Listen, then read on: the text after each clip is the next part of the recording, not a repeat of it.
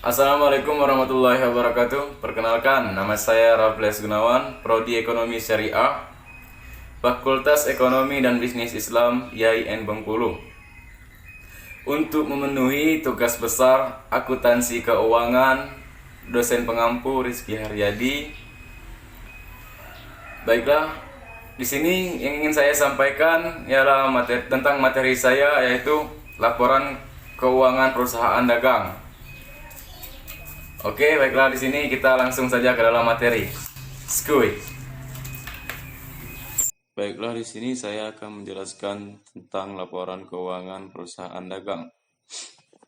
Laporan keuangan itu adalah hasil akhir dari akuntansi yang merupakan ringkasan dari suatu transaksi keuangan. Jadi, laporan keuangan ini disajikan dengan maksud memberi informasi mengenai posisi atau jumlah harta dari perusahaan atau posisi hutang, dan juga modal yang terjadi dalam suatu perusahaan. Dan laporan keuangan punya banyak fungsi. Salah satunya adalah dengan laporan keuangan perusahaan itu bisa tahu di mana posisinya dia, apakah dia di posisi yang aman atau sebaliknya. Dan dengan laporan keuangan ini bisa jadi alat perusahaan untuk mengambil keputusan. Jadi, orang-orang yang di posisi tertinggi bakalan tahu bagaimana langkah yang harus diambil ke depannya dengan melihat ke laporan keuangannya.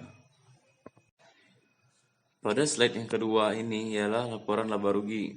Laporan laba rugi adalah laporan yang digunakan untuk mengetahui informasi mengenai hasil yang didapat oleh suatu perusahaan. Laporan laba rugi harus dibuat setiap akhir bulan maupun akhir tahun, sekali atau berdasarkan interval yang disetujui berbagai pihak. Hal ini dikarenakan adanya fungsi-fungsi khusus yang diharapkan muncul darinya jika dilakukan perhitungan secara berkala dan sesuai jadwal. Adapun fungsi yang pertama dari laporan laba rugi ialah untuk dijadikan bahan evaluasi keuangan. Ketika perusahaan sudah berjalan selama 1 bulan atau 1 tahun, pasti ada transaksi keuangan di sana, baik yang menghasilkan kerugian maupun laba. Nah, akumulasi dari total finansial tersebut yang akan menjadi laba rugi perusahaan di bulan atau tahun tertentu. Yang kedua ialah untuk mengetahui perkembangan perusahaan. Perusahaan sedang berkembang bisa dilihat dari kondisi keuangan di perusahaan tersebut. Jika lebih besar keuntungan atau laba dibandingkan rugi, tentu prospek perusahaan ke depan akan semakin meningkat. Apalagi jika dibarengi dengan peningkatan atau alat produksi, sumber daya manusia, dan selainnya. Yang ketiga, untuk mengatur langkah kebijakan atasan. Fungsi yang ketiga dari laporan laba rugi adalah untuk mengatur langkah kebijakan atasan terkait dengan pembiayaan. Jika di dalam laporan tersebut kerugian terbanyak akibat alat produksi yang tidak bekerja, maka di tahun berikutnya bisa diganti dengan aplikasi yang lebih menguntungkan. Begitu juga jika yang profitnya tinggi dari produk A bukan B, maka di tahun berikutnya kegiatan produksi A lebih ditingkatkan dibandingkan produksi produk B. Nah, cuma itulah yang bisa saya jelaskan di slide yang kedua, yaitu laporan laba rugi. Ya, pada slide yang ketiga, yaitu laporan perubahan modal. Laporan perubahan modal adalah jenis laporan keuangan yang memberikan informasi mengenai perubahan modal dalam suatu periode tertentu. Laporan ini dapat disusun setelah menyusun neraca lajur atau kertas kerja dan laporan laba rugi, karena sumber dari data laporan ini terkait dengan laba bersih atau rugi bersih yang berasal dari laporan laba rugi. Adapun fungsi laporan perubahan modal membantu pihak yang berkompeten dalam pengambilan suatu keputusan.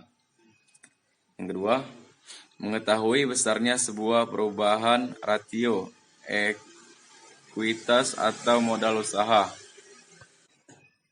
Adapun tujuan laporan perubahan modal yang pertama untuk bisa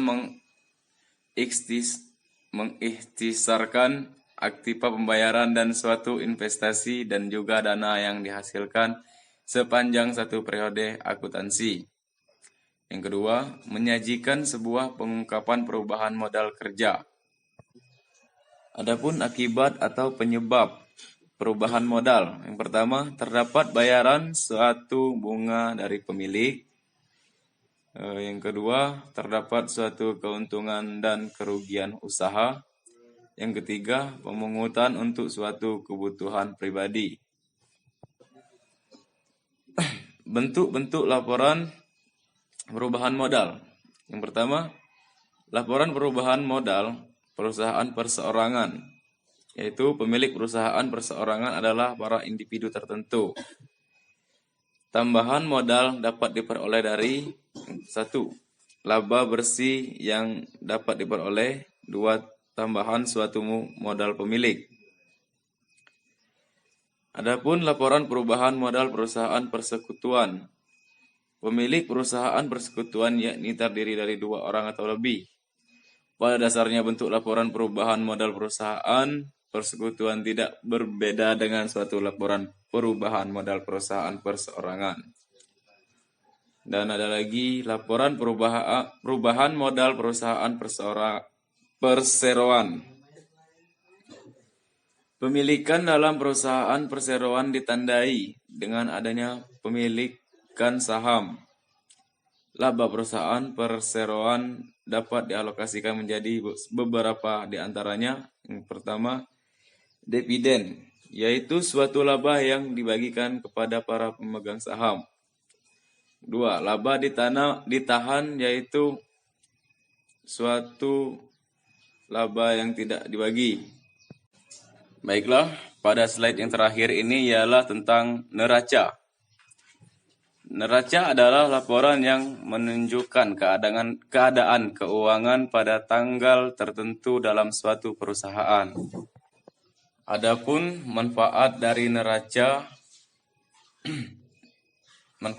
laporan neraca yang lebih lengkap yaitu yang pertama, sebagai alat menganalisis finansial jika dalam pelaksanaan terdapat perubahan.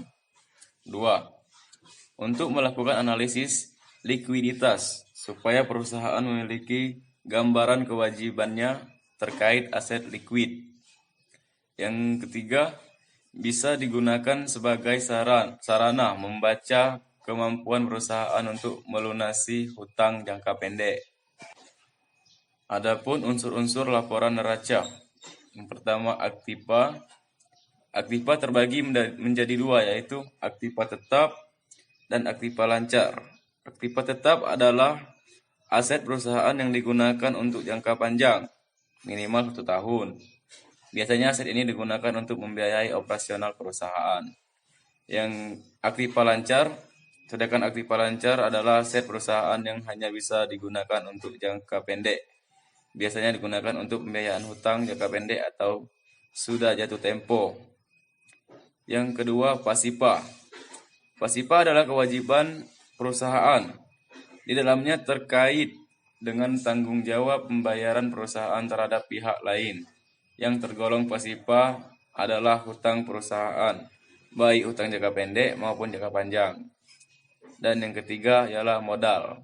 Unsur laporan neraca selanjutnya adalah modal, baik modal yang dimaksudkan sebagai aset pembiayaan maupun produk yang dijadikan dasar operasi bisnis.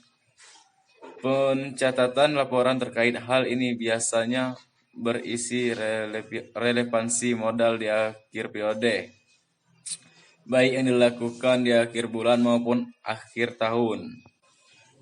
Hanya itulah yang dapat saya sampaikan dan saya jelaskan. Dari lebih dan kurangnya saya mohon maaf. Terima kasih.